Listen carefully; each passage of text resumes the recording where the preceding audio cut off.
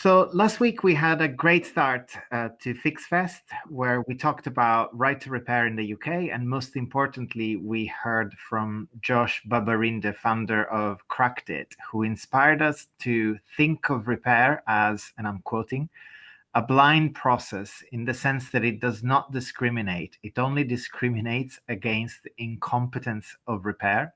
It doesn't discriminate against what your past might be, which in the context of an organization, a social enterprise set up to help give opportunities to young and ex-offenders, it's something to really keep in mind. But we hope these words will continue to inspire us throughout the whole series of events we're running. We are thankful to Nesta and to DCMS, who funded both editions of Fixfest UK, the first one in Manchester in 2018 and the current one. So without any further ado, I will proceed to introducing today's session, which is scheduled to be 90 minutes. However, we prepared approximately 60 minutes worth of content for it to leave plenty of time for discussion. The theme of today is how can our movement grow through a decentralized network? Even before the first Fixfest back in 2018, we started to see the emergence of regional networks, like in Wales, in Cambridgeshire, in Leicestershire. And what is a network? Well, a network means series of groups that collaborate together and that kind of coordinate their activities and their events, but also sharing skills and other opportunities among them, and growing as a network and not just group by group. Since then, we noted the emergence of regional, what we call regional anchor groups.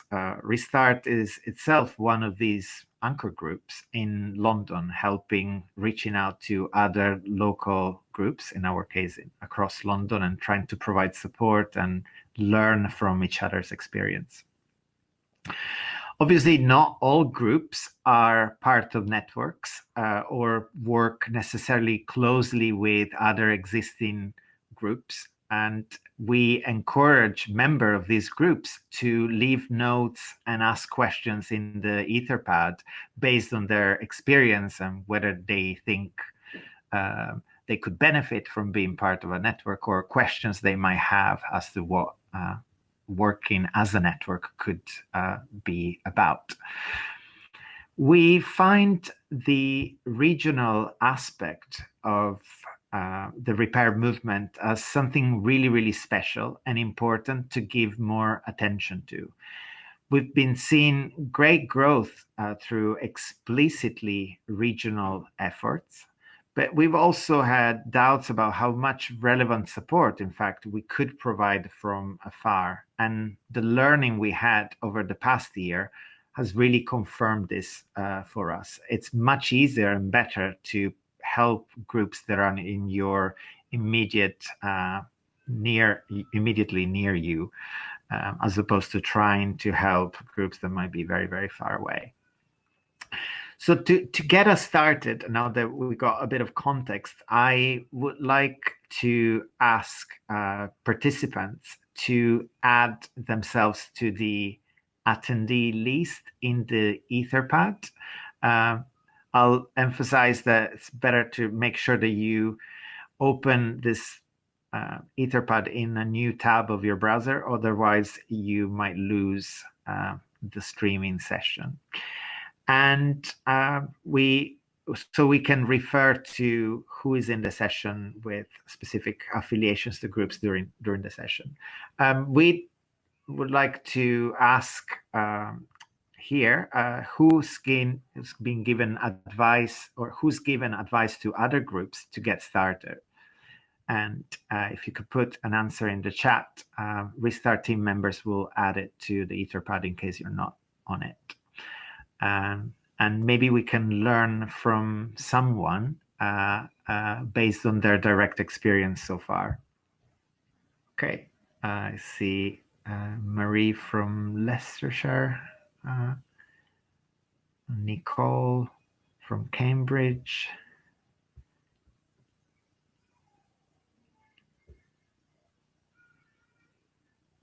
Great. Well, for example,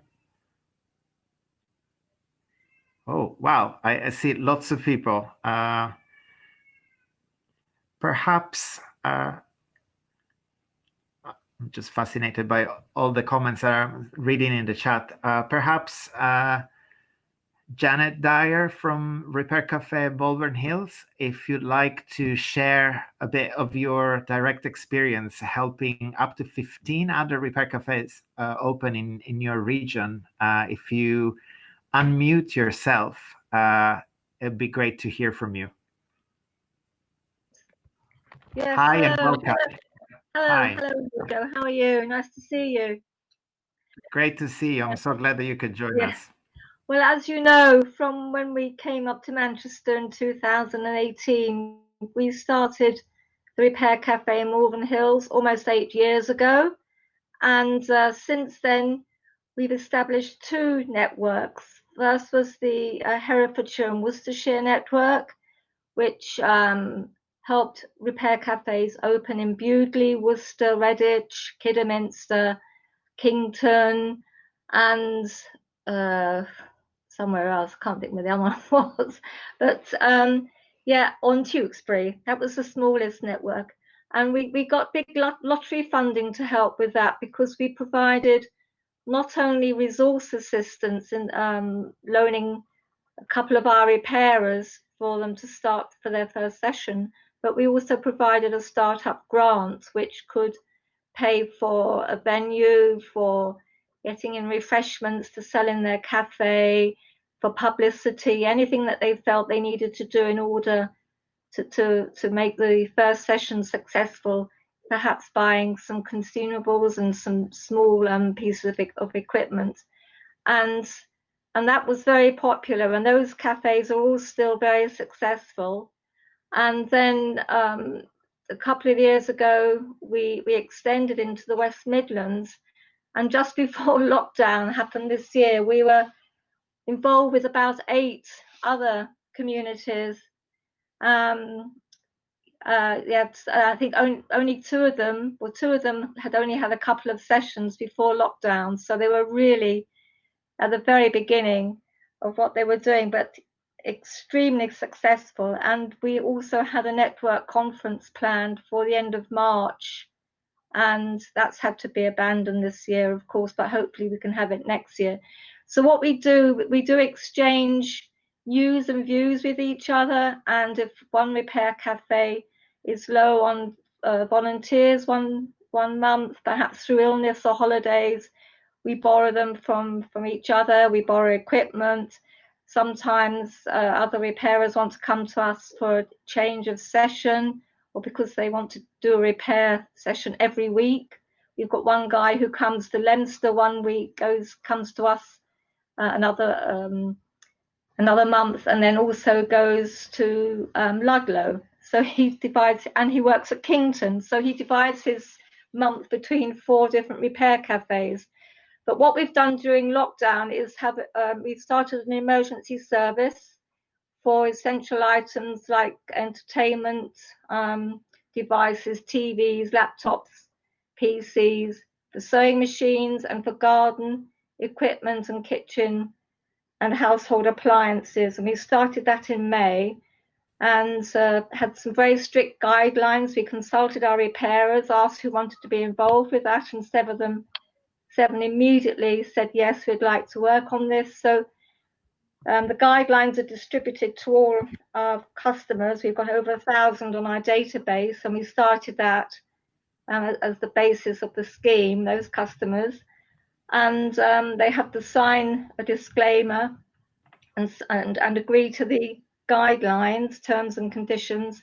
And they're responsible for delivering, after they've sent me their registration form, they're responsible for delivering their item to a repairer. But we first put it through a triage service. One of our repairers is confined to home, so he does a phone triage, to see whether he can help the person self-repair.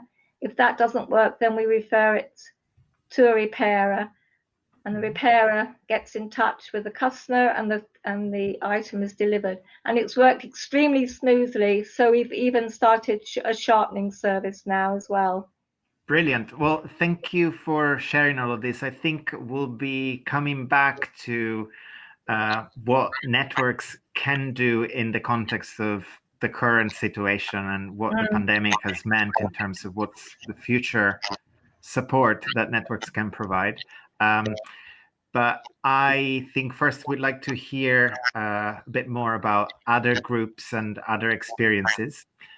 And I will now introduce my colleague James, who is Restart's online community lead. And this session, I have to say first, actually was designed by our colleague Janet, who unfortunately is unwell tonight and cannot be with us. But we work with her and trying to design it as well as possible. James, over to you to talk about the program we've been running with a series of groups in the last few months. Great, thanks, Ugo. Can everybody hear me okay? Can I get a yes in the chat from anybody? Perfect, thank you. Okay, so as Ugo mentioned earlier, the regional models cropping up across the UK have proven to be a really successful way of expanding the movement across the UK. We have experience ourselves at Restart of trying to support new groups who come to us in different parts of the country, trying to start up new events. And it's an incredibly difficult thing to do. Based in London as we are, we can't be there physically in person to help new events start up in places that we can't get to quickly. And so we found it very difficult actually to start events or support groups in places that we can't reach. And so we found that having a regional hub or a regional network or a regional anchor group that can help support groups who want to start up in their local area seems to be a much more efficient and effective way of supporting groups, as they're on the ground and they can send volunteers, they can be there in person, and have that kind of local knowledge that's really important for a new group when they're just starting up. So we wanted to explore, instead of helping to start kind of groups ourselves in different places around the country, instead how we could support this regional model to be better placed to grow the movement from our base in London.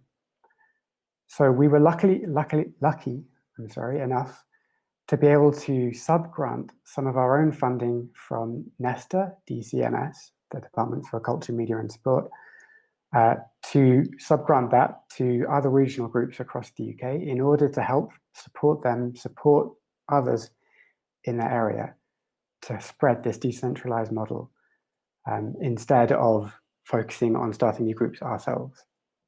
And so I'd like to talk a little bit about the work that we did as part of that project, and to hear from some of the groups who were involved in that work, some of whom are with us tonight, I see, which is great, and I'll be calling on you shortly.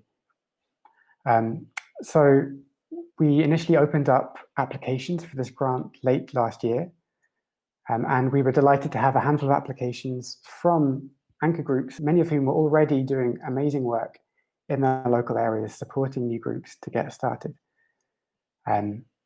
And so I'd like to share those groups now. So Bath Repair and Share was one of those groups. I see Lorna's here, although having technical difficulties.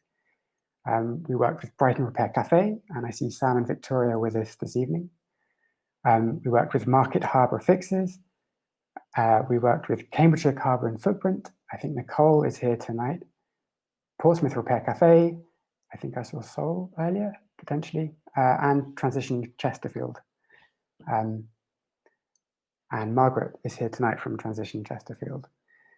So I'd like, probably, instead of me explaining what these different groups were aiming to do and how they used sub-grants that they received, I'd like to invite some of these group organisers who are with us tonight to share a little bit about what they hope to do with the grants and the successes and challenges that they encountered as a result. So let me just share a slide with a couple of questions on it. While I find the correct slides, perhaps I can invite one of the groups that I mentioned to talk about how many groups that you helped start up, and maybe tell us about one of those groups in particular. Are there any volunteers for that from the groups that I just mentioned, or shall I pick on somebody? Feel free to type in the chat if you're able to talk about some of the groups that you helped.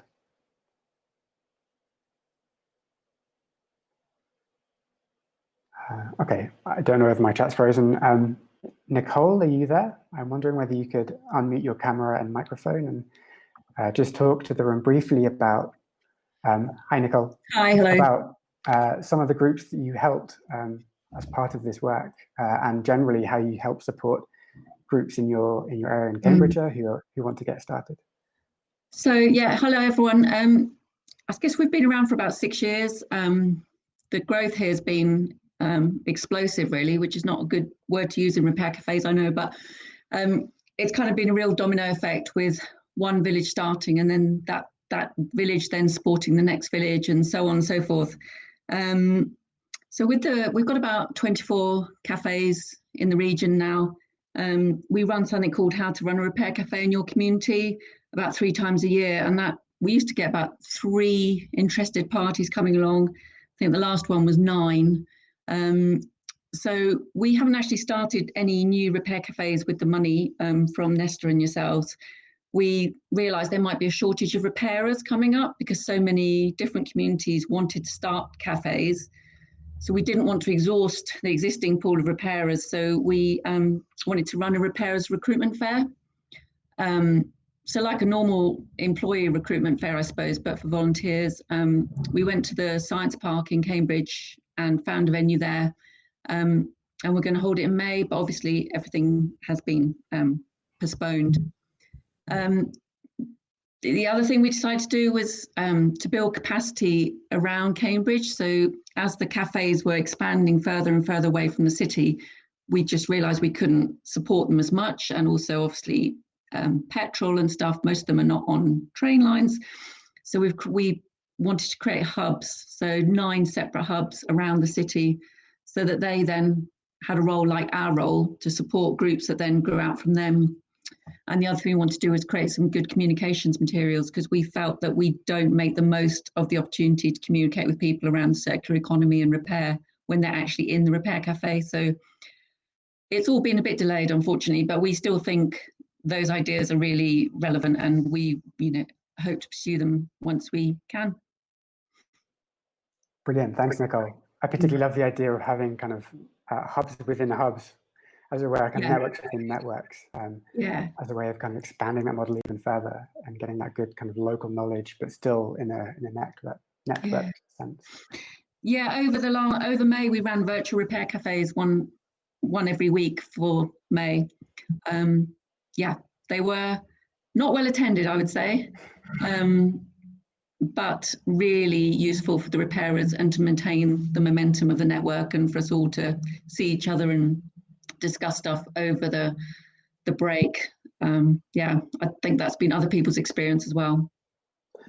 That certainly chimes with experiences I've heard about those kinds of events. Yeah, great. Okay, thanks, Nicole. I'd like to invite as well, who else do we have in the room? Sam or Victoria from Brighton, I think. Would you be happy to talk about how you're supporting kind of groups start up in and around Brighton? So we've been running since around late 2012. So over the past 8 years, we've kind of just given a lot of guidance to different groups who've emerged in our area. There are now, having been just the only repair cafe in Brighton, there are now all the different sort of areas across Brighton, Patcham, Prestonville, Hollingbury, lots of different smaller areas have now got their own repair cafe. And the way we support them is generally through email kind of conversations, lots of Q&A about things like insurance and how to get volunteers and how to get tools and support that way. But we also always encourage people to come along and come to one of our events and shadow us for the day or for the few hours, and ask questions and see how it all works live. And then if they have more questions after that, we're always available to support them. And that kind of seems the best way for us to do it, doesn't it? So it's very hands-on. And recently, the one that we were thinking about talking about is there's a chap that wants to start one up in Portslade, and we did an event at Emmaus, just a one-off event at Emmaus, the homeless charity, and he came along to that, and he is now going to do a regular, well, hopefully after lockdown, a regular event at Emmaus, having come and seen us kind of do a kind of an experimental one there, even though that's not who we usually are hosted by. So that was quite a nice sort of domino effect of just being knocked on to someone else doing it. Yeah, and one of the things we were finding is that we were getting so many questions from people about how to set up that we decided we'd start a social evening for people wanting to start their own group. And we were about to run that before everything locked down, just for people who just, even at the beginning of the idea of doing it, to come together in a room and have a chat and find out what other people are doing and seeing if anyone actually is already thinking of doing it in their area. And also to run another evening, which would be for people who are already running their own repair cafes in Sussex, to get together and chat and try and share ideas and resources as well. And the pub that we were going to use were really very supportive and happy for us to do regular events there for free, even though usually they hire out the space. So just people have been very generous about this is a nice ongoing social. So hopefully we can pick up that mantle in a few months. Fantastic. Actually, the very first restart party, I believe, was held in a pub. So you're in good company there. Perfect. Thanks so much. I understand we also have Lorna and Margaret in the chat from Bath and Chesterfield, respectively. But I think you may both have been having technical issues. Are either of you able to speak to us and been supporting groups in your area? Okay. Can you hear me, James? Oh, I can, Margaret. Yes. Hi. Perfect. Yes. Okay. It keeps going wonky, so I may disappear. Okay. Thank you. Okay. The grants we've used is been sort of in the early stages at the moment, trying to just network with the other repair cafes in Derbyshire. In the past, I've been contacted by repair cafes far and wide about how to start up and so on, and mostly we've done that by, as the people just before me was saying, by come along and do it. Them and then various bits of email support. But I'm looking with the other repairs cafes in Derbyshire to see if we can kind of build on that somehow and take it a bit further. Brilliant. Thanks, Margaret. And already we've heard from Jan and Nicole, Sam and Victoria about the potential benefits, I think, of working in a networked way. Okay, so we've heard from a number of the groups that were involved in the sub-granting project that we embarked on at the end of last year, and that's continuing till now. Just taking a quick look at the time, I think it's probably best to move on now. But if you've got any questions for any of the people that we've heard from, feel free to type them in the chat, and then we can have a chance to address those later. Do we have any questions already? Looking at the talking stack, doesn't look like it. Okay, so feel free to type in your questions if you need to. Oh, Lorna can hear us. Welcome back, Lorna. Okay, so as well as the groups that we've been working with directly in this way, we're aware of a number of networks across the UK that are already doing fantastic work in their local areas.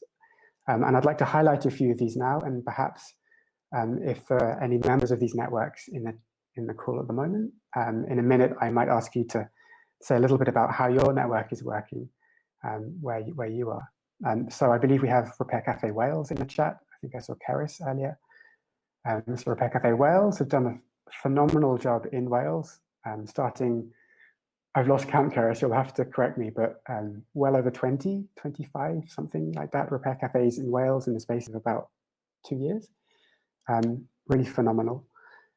We've already heard from Repair Cafe in Malvern Hills, who used their big lottery funding to help spark other groups in the area, and are now doing so with multiple networks. There's Repair Cafe in Glasgow, which is becoming quickly the kind of go-to place for groups in Glasgow who are wanting to start up their own repair cafes or other repair groups. Repair Cafe Belfast are in a similar position where they're now working with communities in and around Belfast to continue the very successful work that they're doing there. And there's a phenomenal network in Devon, supported by Recycle Devon. I think we've got Ian Barnard from Crediton with us tonight, who's a member of that network. They're doing phenomenal work down there. I'm sure a lot of groups here tonight were involved in the Big Fix earlier this year. Feels like a long time ago now. We're also really impressed by Repair Cafe Farnham, who are doing a lot of amazing work around kind of the thought leadership of repair cafes in the UK, and held a conference recently and a webinar actually last weekend that many of you may have been at.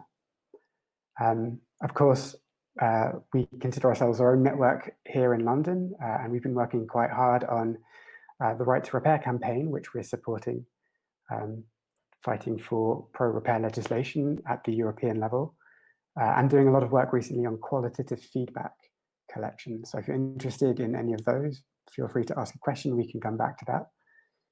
And we're also aware of groups in Oxfordshire. There's a South East England Repair Cafe Coordinators group, and nascent networks in Cornwall and Derbyshire, as Margaret mentioned just now. So there are this amazing network, almost, of networks. And we're really impressed and really inspired to see all these incredible groups springing up across the country to spread the repair movement around the UK. So would anyone from the kind of networks I've just mentioned like to talk a little bit about your network and the work that you're doing? So maybe Cerys, if you're there, Jan, if you've got anything more to say. Okay, Cerys says sure. Feel free to hop on, Cerys. Hello. Very nice to see your face. You too. It's been a while. Feels like a long time. Yes, so I think we're up to late 20s of our Repair Cafe network. First one being April 2017. And much like Jan, irritatingly, we had 5 lined up to start over the last couple of months. So that's slightly frustrating. But we find that having a really solid sort of toolkit that we can pass on digitally to our repair cafes is incredibly helpful. And I guess, not to be a pain in your backside, but I would slightly challenge the experience of localized networks, only because we have had repair cafes from very far afield, away from Wales, outside of Wales actually, who have taken up our offering and have been quite successful. And I equally was very worried about not being able to physically go along to a repair cafe. So since autumn last year, we've been asking for feedback for repair cafes that just take our digital offering and join our network. And it seems to be going okay. It could go downhill, who knows, but at the moment it's okay. I'd say the most powerful thing that we found with our network is everybody helping each other. So much like some of the other organisers, network organisers have mentioned, the sharing of information. We have bi-monthly meetings with all of our organisers online, and they share best practice. They talk about issues. We've actually got to the point now where we have some repair cafes that are very rich and very wealthy, and others that, so they have a big surplus, and others that are in areas that are deprived and they don't have any money. So actually some of our more wealthier repair cafes are funding our not so wealthy repair cafes, and equally the ones with surplus are helping new repair cafes start from scratch. So I suppose that's probably the most powerful thing that we find is that network-wide contribution. Phenomenal. Thanks, Keris. And I think funding is a really key topic that I suspect will come up again before the evening is out. Thanks for sharing that. We've heard also from Chris in Belfast. Chris, are you happy to talk a little bit about the work that you've been doing in Belfast and beyond? Can you hear me and see me? Yes, perfect. Yes, hi, Chris. We're sort of working in parallel with the work that you're funding in England over this past 6 months. And Repair Cafe Belfast has been going for just over 2 years, and we're currently working with 5 or 6 communities to help them get started. And I suppose what we found is the value of letting things grow organically and working out of building good, solid relationships with communities. Before we started this, we were the only repair cafe in Northern Ireland, so people didn't have a lot of opportunity to attend and see, apart from coming to our events. So we've worked fairly intensively with communities, but we've hosted groups of up to 10 volunteers and organisers who are interested in doing their own events. They've come along and joined in and shadowed at one of our events.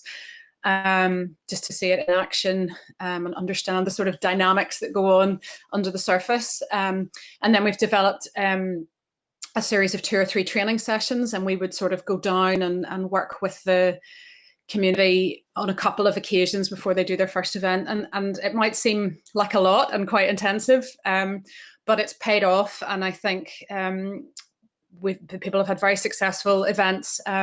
One community down in the Mourne Mountains in South Down had over 100 people at their first event and a TV crew. So I think the fact that they felt so well prepared was really important, actually, and that they didn't have a negative experience. So one of our plans was in the autumn to have a gathering of all these communities that are either up and running or in the process of setting up, and really to talk together about what a network might look like in Northern Ireland and what value everybody would see in it, and just, I suppose, trying to work out how we move from kind of mothership, lots of daughters relationship to something that is more interdependent and that is less about us setting the agenda and more co-created, and we felt just that was really important. We're also in a situation where we actually have a government in Northern Ireland for the first time in 3 years, and which has really put a kind of Green New Deal top of the agenda. So I think there's a lot of opportunities, but recognising that we're operating in Belfast, it's a very, there's something really special about the way that repair cafes are embedded in their own communities and reflect the needs and the skills that are there. And while we can share our experience, what works in then rural County Down in the Mourne Mountains, where Repair Cafe is looking to move around between 5 or 6 different villages, will be different to what works in Belfast. And indeed, when we are, I guess, open enough to kind of be in that relationship, we're going to learn stuff from them as well. So that's been our experience so far, and it's been really exciting to see the interest, and just trying not to be overwhelmed and to kind of continue to pay attention, I suppose, to that relationship and the quality of that, and letting things grow organically and not just kind of be overwhelmed by the interest, I suppose. And being part of the project with Restart has allowed us to actually go and seek other funding to be able to continue it afterwards. So just another 6 or 9 months, but that will be, allow us to maybe see it through to completion and work with some more groups. So that's really positive. Brilliant. Thanks so much, Chris. I'm really inspired, I think, by the way that Belfast in particular is working towards not adopting a kind of a hub spoke model, but something a little more organic and community driven in a way. And I think that's something that at Restart, in any case, that we're really keen to try and emulate and replicate where we can. And so I think we're going to be really interested to see how you progress with that and what we can learn and share with others from your experience. Great. Brilliant. Do we have any questions to any of the people we've heard from in the last few minutes? I'm just going to look at the Etherpad.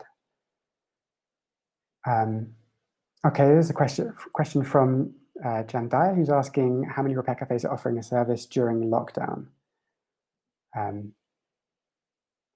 Okay, would anyone kind of like to answer that, perhaps?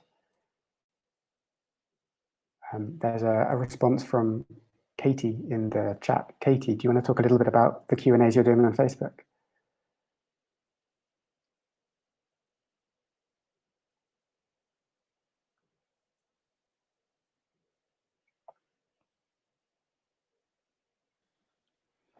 Oops. Hello. Hi. Great. Oh, one angle. Yeah, it was just, I mean, really, really small scale, really. We just had lots of, it was actually a couple of the girls who volunteer with us who said like they had questions about things that they want to fix at home. And they were just sort of admittingly that they sort of were selfishly wanting to get this fixed and get, use our hub on social media as like a way of getting it sorted. So I said, yeah, sure, like let's try it out. We should test out like kind of asking the community to sort of feedback online. So we've kind of said like a ask us type thing. So just like posting people's questions about, we had someone asking about a squeaky bike wheel, and someone that we've never interacted with before. I didn't recognize his name, that he's never been to our events. He replied and gave her the answer to talk it through for her. So we were just kind of like facilitating that conversation.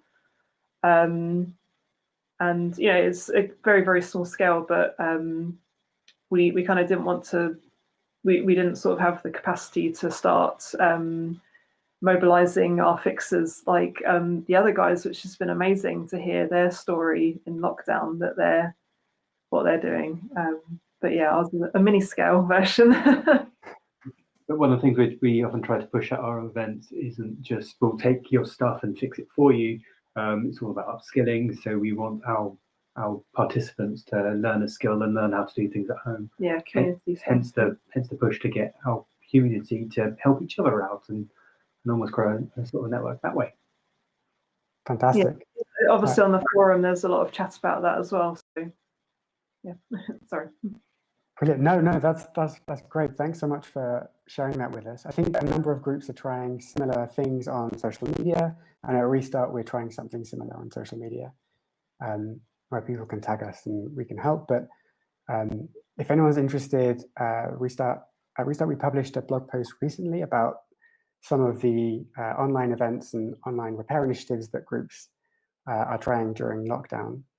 I can grab a link to that in a second and post it in the chat. I think we're getting some questions about insurance in the chat. Okay, so I know that a number of networks we have with us in the chat today do provide blanket insurance for groups. It looks like in the chat we've heard from Cerys in Wales. Wales provides blanket insurance, I believe. And Chris in Belfast is saying that they provide insurance the first session or two. Cerys, would you be happy to talk about like how it is that Repair Cafe Wales is able to provide blanket insurance to groups in the Welsh network and beyond? Yeah, sure. So every April or so, we spend a lot of time going to every insurer that we can find, basically, and do a massive recce to try and find the best deal that we can find. And each of our repair cafes does contribute every year. I think £50 each they contribute, but we scour for the best insurance possible. And I think it's really interesting because I've been attending a fair few events online recently, and what I'm coming to discover is that I'm not sure insurance companies really understand repair cafes.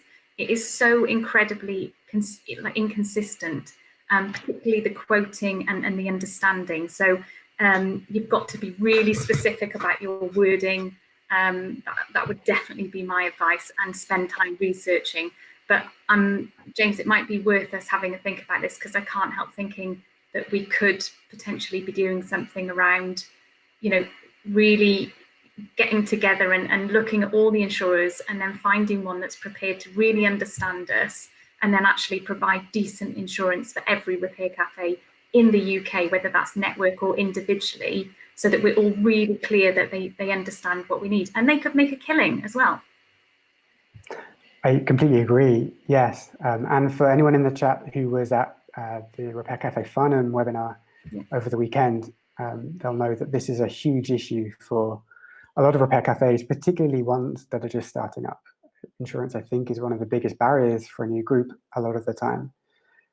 So, Keris, yeah, I absolutely agree. I think if we were able to come together as a group of networks, as it were, and approach insurers as a collective, I think that would be an interesting approach and potentially open more doors than would be available as individual networks. Perhaps if anyone's interested in pursuing that particular conversation further, let us know in the Etherpad in the notes or in the chat, and we can add that to the Etherpad. Feel free to leave contact information or email us at fixfest@therestartproject.org. I'll type that in the chat. And we can perhaps set up a dedicated conversation to move that forward if anyone's interested in taking part. Just type that in the chat. Oh, I think my chat has crashed. Can someone else type that for me? I'll refresh in a minute. It's been done. Vanessa did it. Perfect. Thanks, Vanessa. Okay. Do we have any more questions? I can no longer see the chat. So can somebody... There was an interesting question coming from Felipe, who was asking what relevant experiences people have had of support from local authorities in terms of space funding or insurance. Great question, Felipe. Would anyone like to answer that? Does anyone have any experience that's relevant, or feel free just to kind of unmute and start talking. Hi, James. It's Ian Barnard. Hi, Ian. Hi. Good to see you. Yeah, I've had a very good experience actually. When I was trying to set up the cafe here, I was lucky to make contact with Devon County Council, Catherine Causley, who recently run the Big Fix, and Devon seems to have well, okay, I don't have anything to compare with, but my vision is that it's a very enlightened approach. Basically, they fund something called Communities Action Group Devon. That's got staffing from Resource Futures, who I think work with Restart, and they basically manage not just repair cafes but also other community action groups, as the name implies, sort of sustainability and so on. And they give us a free insurance, and they also give us some really valuable startup advice and practical assistance. So that worked really well for me, and for, I think they've got a network of about 12 cafes now here in Devon, something like that. So yes, Phil. Oh, I think we've just lost you, Ian. Also, we applied for a grant as we started up and got a small grant from them as well, indirectly through Devon County Council, so our local county council. Great. And how did you find out about this support in the first place? How did you first get in contact with Catherine? Good question. I can't remember really, but I got a contact. I might even have been to my local recycling centre and asked. I can't remember how I got it, but I got in contact with Catherine, and yeah, also just went from there. I think that one of the frustrating restrictions is that we're right on the western side of Devon, and I've had a couple of contacts from other people wanting to set up who are just outside the area, and so I haven't been able to benefit from Mid Devon's insurance, which I know Catherine, of course, has sorted out somehow, but technically it's outside her funding zone, so that's been a bit of a challenge for people. Great. I'm glad Catherine was able to get that sorted. That's good news. Yeah, she did a good job. Perfect. Yeah. I'm just reading the Etherpad now. Thanks, Ian. That was really useful. And yeah, so it looks like we've got an answer from Keris about the local authority question from Felipe, saying that Wales has had poor support from local authorities until the Welsh Government provided funding for circular economy projects, and that's when Repair Cafe Wales began being contacted by local authorities in order to spend that money. Interesting. I'm just taking a quick glance at the time. As Ugo said, the session is due to take about 90 minutes, so I think we can continue for a little bit longer. I'm reading. Any more questions? It looks like there's a question from Muntasir, who is wondering about the educational aspect. Muntasir, would you like to come on and ask your question to the room, or would you prefer that I read it out? Feel free to type maybe in the Etherpad when I can see it. Well, Muntasir had written that he was wondering about the educational aspect of upskilling and how that is managed to ensure learners get a chance to learn. I wonder whether this is about upskilling volunteers or the participants, just so that people who might be interested in responding can choose what angle. Okay, that's a great question. So we're talking about the educational aspect. Either for volunteers or for and for participants. So who would like to take that? I can talk maybe briefly about some of the strategies we use at Restart in our events to kind of provide some inspiration here. So at Restart, we're really keen that people who come to events that we host in London leave having learned something about the device that they bought, how to fix it, and why repair is important in the first place. So there are a number of ways that we do this. So one of the key things I think for us is that all new volunteers go through a kind of introduction session when they first join the local repair group. And in that session, we cover all the basic things such as health and safety and all the usual practical things, but we also impress how important it is that that it's a collaborative experience. When somebody brings an object to be fixed to an event, it's a chance for them to learn a little bit about how that object works, why it broke. And so it should be a collaborative process with the person that they're repairing it with in order to learn something. We've also developed a number of educational materials, which we've used at events in the past, that talk up to the wider impact of the devices that we buy and how repair can help reduce our environmental impact. So one of these sessions, for example, involves dismantling a mobile phone, looking at the components, and then learning about the materials inside those components. For example, learning about kind of the cobalt inside batteries and the fact that that comes from the Congo, and learning about how that supply chain operates. So in terms of learning, for us, that's a really key element of the events that we run. Would anyone else like to chip in to kind of cover how they do that at their events, or does that answer your question? May I say something? I can't hello. get the message through to. Yeah, hi. Absolutely, yes. Who's that yes to? Me? Yes, sorry, yeah, go ahead. Yes, hi. With our first big lottery grant in 2016, we put together an educational pack for Key Stage 4 children, and one of the Worcestershire schools did pilot it. But it was done by an educational advisor. It was very comprehensive, but giving the same kind of information that you've just spoken about. Just very simple repairs, sewing repairs as well, you know, and where the fabrics came from, and how things were made, and which parts of the world supplied the material. So it combined geography, history, maths, and science, and we've still got that. But unfortunately, most schools that we approached said they just haven't got the time to put it into the curriculum. It would have to be an after-school project of some sort. So it never really took off. But I think the time will have to come when repair is more part of the school curriculum. I'm hoping so anyway. So do we, Jan, absolutely. And we've had a similar experience with schools ourselves. It's very difficult to kind of try and get repair into the curriculum. It's so prescriptive, they can't really bring much of their own initiative into it sometimes. It's all academic based, as you know, and not a lot of space for other other activities. Yeah.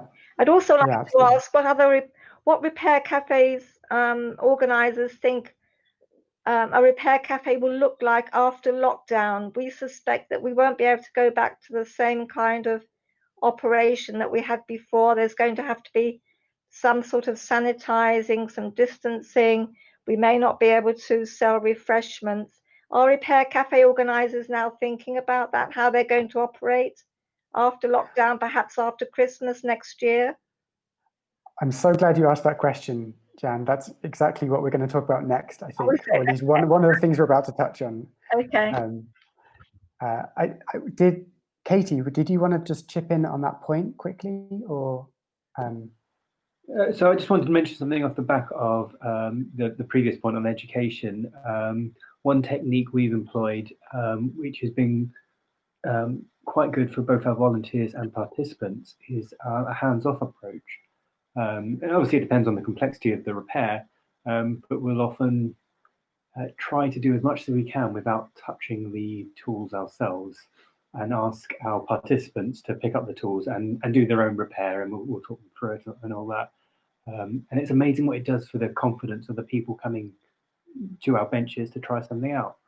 But more so, trying that technique on the volunteers for their participants, suddenly they realise that they've got the confidence to talk someone through a repair without touching their own tools as well. Yeah, they find it rewarding. So it sort of filters through, and a lot of people seem to benefit from that. It's quite a simple technique.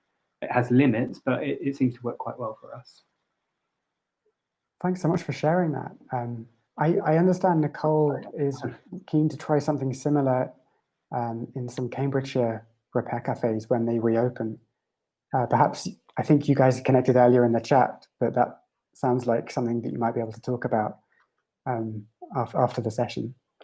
But thanks for sharing that. Absolutely, we certainly will do. Yeah. Perfect. I think it's probably about time that we move on to the next section. I see there are more questions in the chat. Anything that we don't answer during the session, we can answer in the notes after the session. So don't worry if we haven't answered your question yet. We'll get there at some point. But now I'm going to pass back over to Ugo, who's going to take us into the next steps.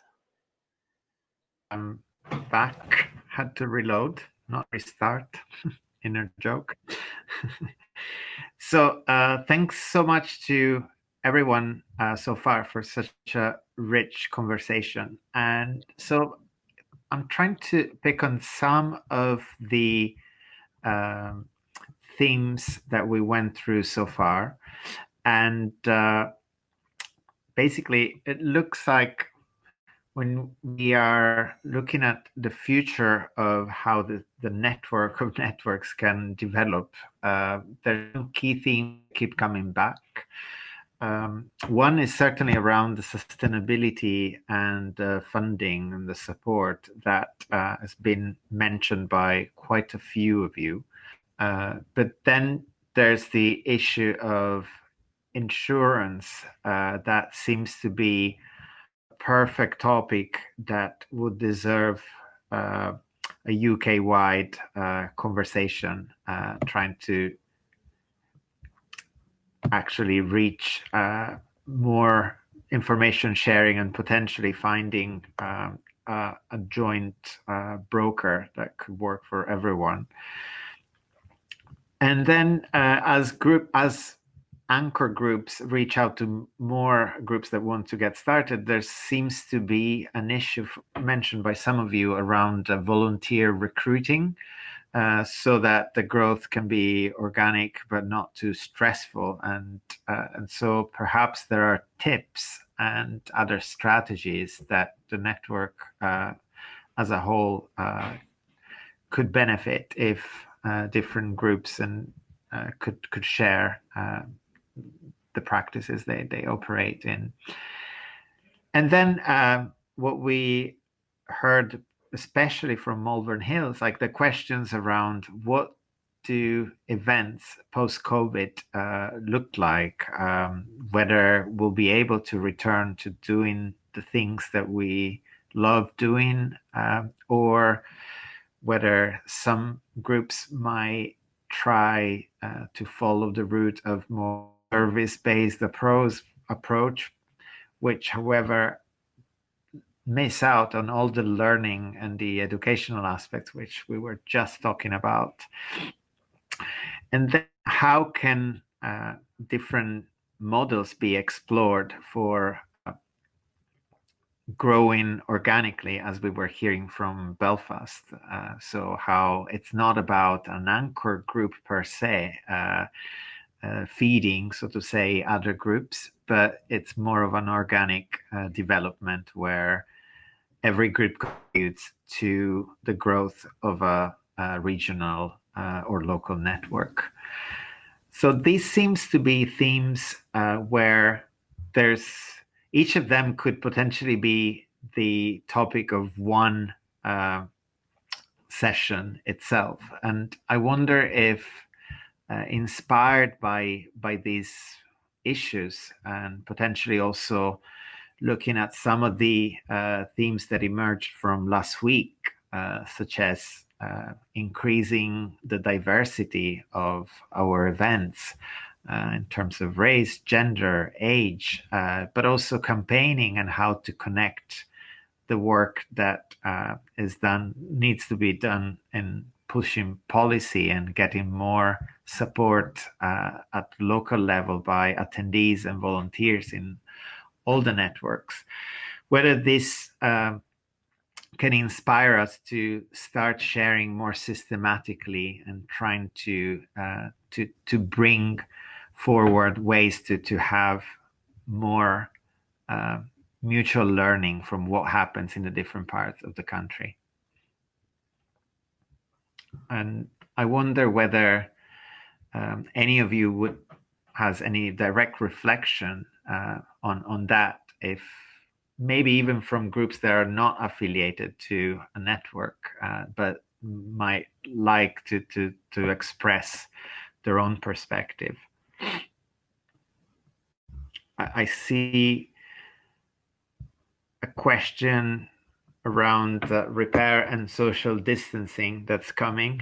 And I think, this probably the urgency of this kind of conversation could be what binds us all together in thinking what is the future of events and how networks can even grow.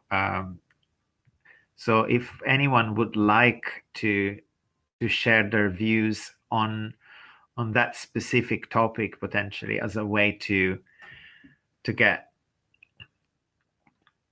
maybe to reflect on what we might need as a joint network of networks going forward in terms of new skills or new knowledge sharing, we'll be happy to hear.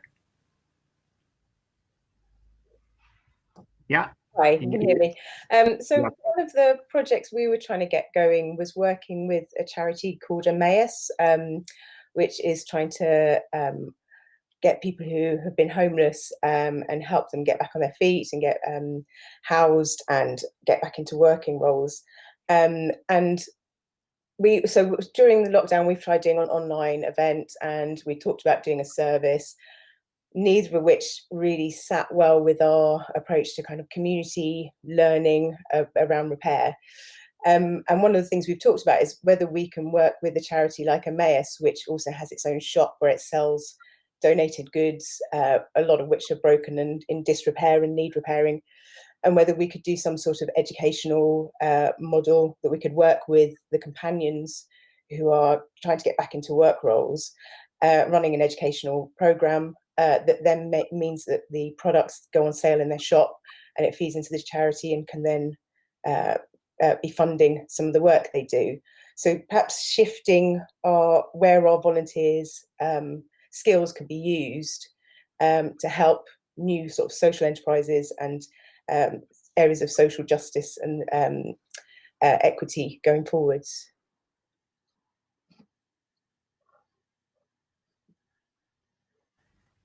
Very, very good point. And it's not necessarily easy to translate these concepts in other contexts. We've experienced that as well. I see, Janet, you were Yes. ready to say something else. Well, we're going to carry on with what we're doing at the moment until lockdown is eased and until we know what the hospitality sector can do, which is really the area that we fall into, being a very social activity in the community. And I think one of the areas we may look at is offering a more permanent mobile repair service, perhaps equipping a small van and going out into the community and visiting people and doing repairs perhaps in their own home, you know, obviously at a distance, but maintaining the contact with people in the community. And even though we're offering a slightly different service now, but with the triage service, customers do have the opportunity to actually, with John talking to them over the phone, they sometimes disassemble their appliance, and he'll talk them through some how they might be able to self-repair, and that has happened on a couple of occasions with very easy repairs. But if the client isn't prepared to do that and risk opening up something, then we do refer them to a repairer. So there is still some learning process going on, and there's still a lot of social and community aspect to it because of the interaction between the repairers and the customers when items are dropped off at their homes and then they're picked up later. So we are maintaining the traction that we started, and also we're maintaining our position in the local community. We're advertising the fact that we're offering this emergency service so people don't forget about us. And everybody's very appreciative that we are still providing some help for them, because things are breaking down with more usage, obviously, on appliances at home and garden equipment like lawnmowers.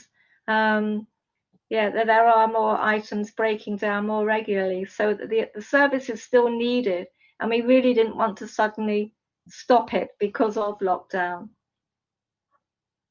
So I think obviously, if you're using a smallish venue which gets very crowded, then some sort of reconfiguration of the premises is going to be required. And I think we just have to wait to see what the government guidelines are later. But I'm sure that most repair cafes will have to operate in a slightly different, perhaps less social way.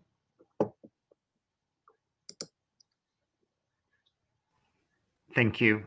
Thanks for that. I wonder whether, given that there's a wealth of experience in specific topics that different groups seem to have focused on, if there might be scope for, as key anchor groups have been concentrating on specific things.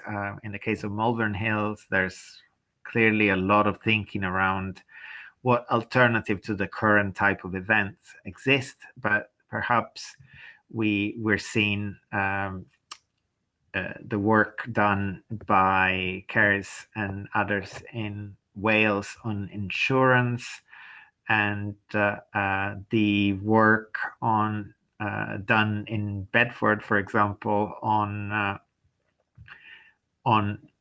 creating a very participatory approach where participants are indeed as much as possible in charge of a repair, but also the organic growth approach that's been tested in Bedford. Whether we could imagine all learning from such experiences by having maybe a group lead on a specific topic and share back knowledge resources with everyone else to avoid making some of the same mistakes and enriching each other's conversation. I wonder if anyone has any comment on that as a potential way to move forward and avoid having just this great session and not continuing to increase the amount that we share. Don't know if Nicole, I see you seem happy about it, but if either Nicole or Keris or Katie, want to say what they think they could contribute in that respect, please unmute yourself. Here you go. Hey. Hey. Yes, I think that's a fantastic idea. If we had group leads across the UK to run on certain things, I think that would be fantastic for a UK national network. Like I keep saying, it feels like we're banging our heads against the wall, all trying to do the same thing, when we could just be, working on one thing. So I would be more than happy to, perhaps with your wealth of contacts, be put in contact with all the organisers to see if we can get all of our insurance details together, see who's got what, and then see if we can start educating insurers as much as possible, and then trying to maybe find a lovely exclusive deal for repair cafes.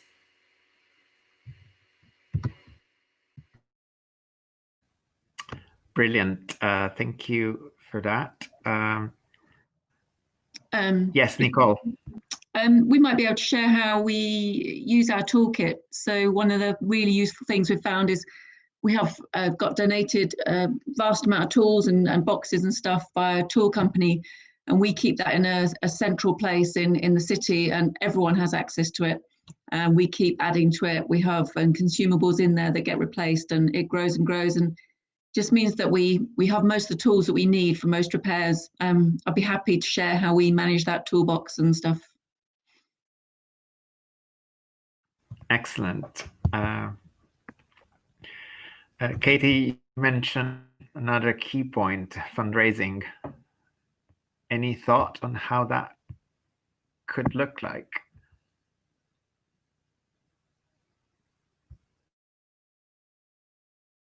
Hello.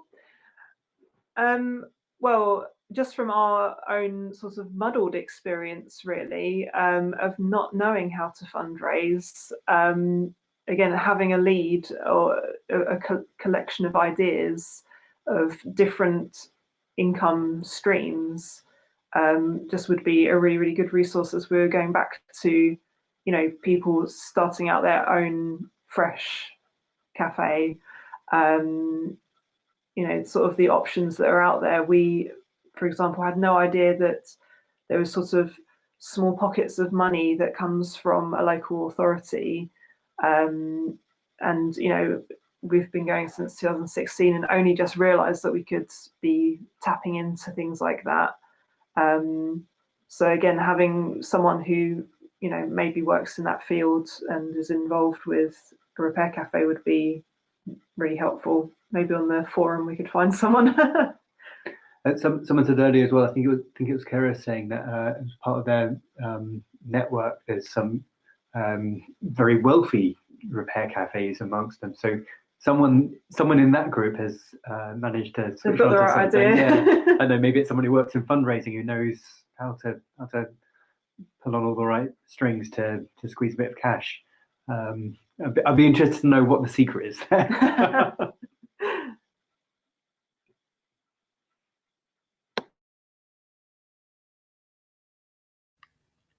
Karis, did you want something? Sorry, yes, I was waiting to be told I could speak. Sorry, guys. Interestingly, no. So we have close to 30 repair cafes dotted around Wales, and some are in, to be honest, very wealthy areas. And quite simply, the people that go to those repair cafes have more expendable income than other areas, and they just are generous and just give a lot more.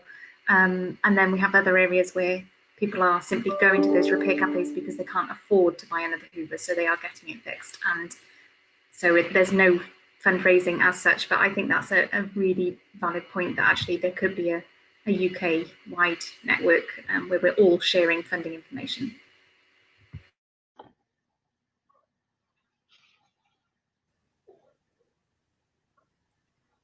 Yes. Yeah. Jane? Yes, I agree totally with Keris. Malvern Hills is a particularly affluent part of Worcestershire, and our customers are extremely generous. We can make sometimes £350 in a 3-hour session.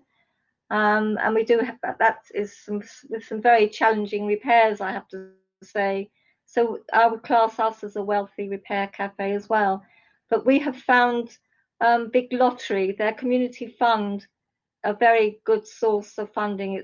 It's a flat £10,000. You obviously have to design a project which fits their criteria.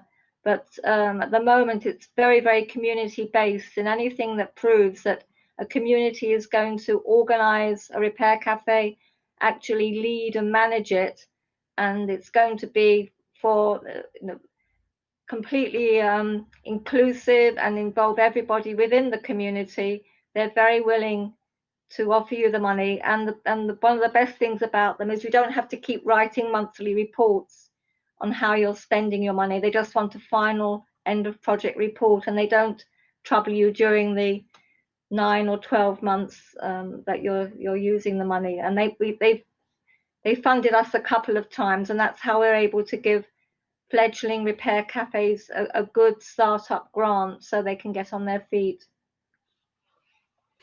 Ugo, could I say something? Just a quick one, just to follow up on Jan's. We've had a bit of awards for all as well, and that it does really help new repair cafes. But I'm just thinking, whoever leads this fundraising project, we could go as far as, if people were comfortable with it, literally having an online space where we upload successful applications that people can use in other areas, because we know that that's a model that works. Yes, we're often asked for it for our project plan, and I've sent them the few sort of vital sentences that they need to include, which will help them get the money. Brilliant. I thank you for these last points. There's definitely something here that everyone can benefit from, and not just about fundraising, but in general, more of this collaborative, organic approach where each of us could share the bits where we've made a bit more progress, if nothing else, to learn from your feedback. So it's time to now wrap the session, but we certainly want it to be the beginning and not the end. The Etherpad will continue to be active, and so please, the link is in the description of today's session, but make sure to save it and keep adding to it. And would like to suggest that everyone who would like to be involved as in this sharing of specific topics done from each network to all of the other regional networks, to email us at fixfest@theregisterproject.org so that we can get started more systematically. I don't want to get into the technicalities of it now, as it's already almost the end of the evening. If there is any final point, this is the time. Otherwise, I will wrap up the session.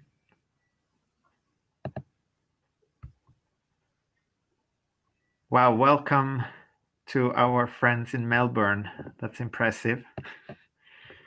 Hi, Karen.